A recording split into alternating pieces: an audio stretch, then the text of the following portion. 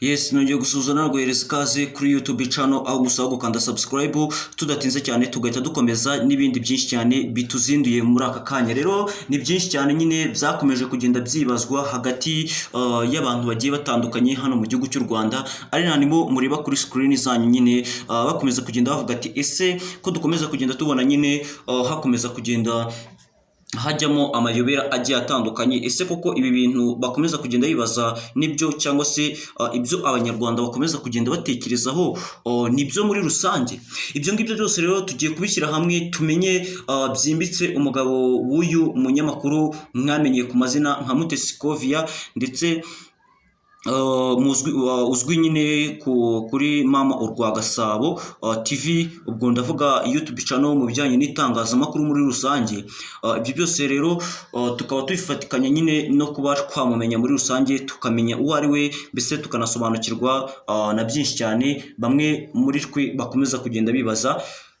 hano mu gihugu cy'u Rwanda. Reka mpamvu nkubwire rero banza kandi subscribe, dore wageze kuri Roger Entertainment. Nimba kandi waramaze no kuyikanda mboneraho kugushimira nyine, mbese ibyo byose rero noneho bikaza kubyara kureba video ukayirangiza, maze rero ugasobanukirwa byinshi cyane kuri uyu munyamakuru Mutesi Kovia wa hano mu gihugu cy'u Rwanda. Mbere na mbere bamwe na bamwe bagiye batubaza ibijyanye n'uburyo nyine urugo rwe rumeze, ibijyanye n'uburyo nyine yashatsemo, byose bakomeza kugenda babitubaza nyine, bakomeza kugenda bagaragaza uburyo batazi umukunzi we. Ariko rero nimba koko nawe utari umuzi, shyira igitekerezo hasi aho ngaho uvuga ati uramumenye, mbese ugire na kimwe udusangiza mu bijyanye n'ibitekerezo by'uko nyine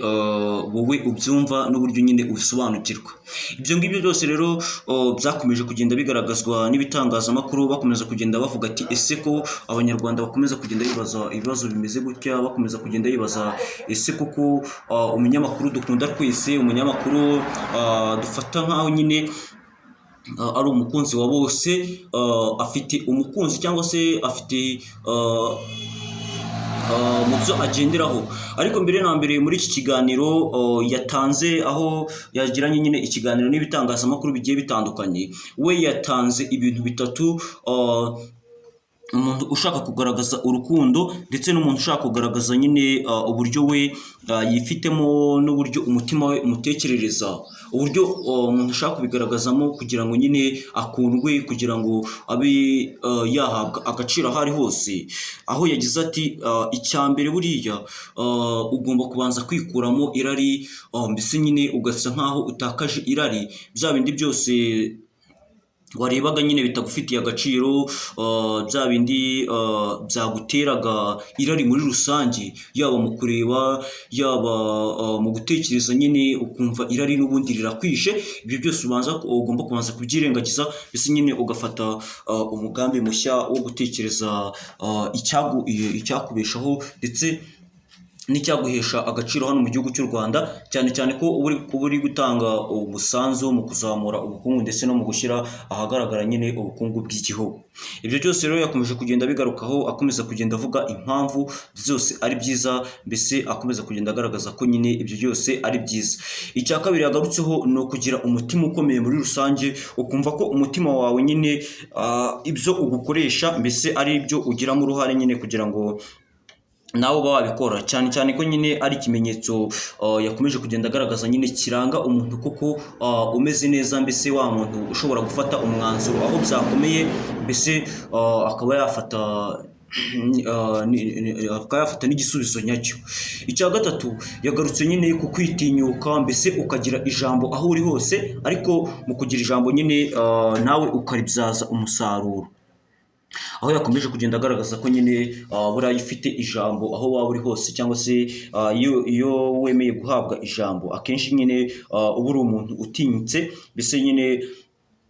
uri umuntu ufite usa nkaho ufite icyubahiro, cyane cyane ko nyine yakomeje kugenda agaragaza ko ari igisubizo kuri buri muntu wese ukomeza kugenda ukurikirana ibintu byinshi cyane mu bijyanye nyine no kongera guhabwa amasomo, ndetse no kongera guhabwa nyine byinshi cyane mu bikomeza kugenda bituma abanyarwanda tubayeho kuri uyu munsi. Rero nibwo rero nyine ibyo byose yabisize hanze, akomeza kugenda agaragaza uburyo ari byiza, ndetse akomeza kugenda agaragaza nyine uburyo buri munyarwanda wese agomba kubyitwaraho, akomeza kugenda avuga ati mwe mwese mutari muzi umukunzi wanjye. Kumugaragaza bisa nkaho nyine ari ikimenyetso kigaragaza ko noneho tumaze kuba abanyarwanda, mbese twahuye. Hari n'abakomeza kugenda yibaza nyine imirimo umukunzi we akora muri rusange, bakomeza kugenda bagaragaza nyine ibyo ngo akora n'ibyo nyine yiyumvamo, mbese nyine we mu kugaragaza ko nyine muri konseri zigiye zitandukanye ngo agomba kugaragaza umukunzi we, ndetse agomba no kwigaragaza we ubwiwe. Yakomeje kugenda avuga ko nyine ibyo byose ari ikimenyetso nyine giteye nyine ibyiza cyane kugira ngo buri munyarwanda wese asobanukirwe. Nibwo rero nyine mu guterateranya ibyo byose ndetse no mu kubishyira hamwe, hakomeza kugenda nyine hagaragara igisubizo nyacyo kugira ngo dusobanukirwe, kugira ngo nyine tumenye amakuru ari kubarizwa hano mu gihugu cy'u Rwanda, cyane cyane ko ari byinshi cyane nyine biba biri kugenda bivugwa. Rero tudatinze cyane nyine dushobora no kureba bimwe mu byaranze uyu Mutesi Scovia nyine mu itangazamakuru, cyane cyane n'ibyo yagiye aganiriza nyine The Choice Live. Hari byinshi cyane bagiranye, hari ibiganiro nyine bagiye bagirana mbese muri rusange, aho umunyamakuru Mutesi Scovia uzwi kuri YouTube ku mazina ya Mama Rwagasabo TV, ndetse akaba azwiho gusesengura byimbitse inkuru zitandukanye, haba mu miyoborere, ubukungu, ubuterambere, mu myidagaduro ndetse n'izindi zinyuranye. Yatangaje impamvu yahisemo nyine gukora itangazamakuru uyu mujyo, cyane cyane akomeje no kugenda nyine agira benshi cyane inama mu bijyanye no kuba nyine bakomeza gukora itangazamakuru, dore ko nyine biri mu byo yagaragaje, yaba mu mivugire ye ndetse no mu gutanga amaspeech agiye atandukanye, yakomeje kugenda bigaragaza. Umunyamakuru Mutesi Scovia Mama Rwagasabo akora inkuru za politike n'izindi nyinshi cyane zigiye zitandukanye, ariko impamvu yabihisemo ibyo byose, hari impamvu nyine yakomeje kugenda ituma abihitamo, aho kubw'ibyo nawe akaba yarahisemo nyine gukora itangazamakuru muri uwo mujyo kugira ngo avuganire abaturage ndetse atanga umusanzu we mu kubaka u Rwanda. Akaba yarakomeje avuga ko akunda ukuri kandi akunda kuvugira abaturage, aho nyine benshi cyane bakomeza kugenda bamubona mu bijyanye n'itangazamakuru akora, bakagiramo ubwoba, bakavuga ati ese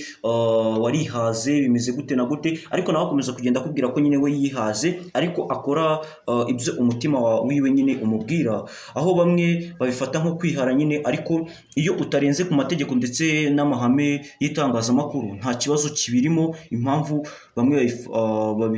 babitinya ni uko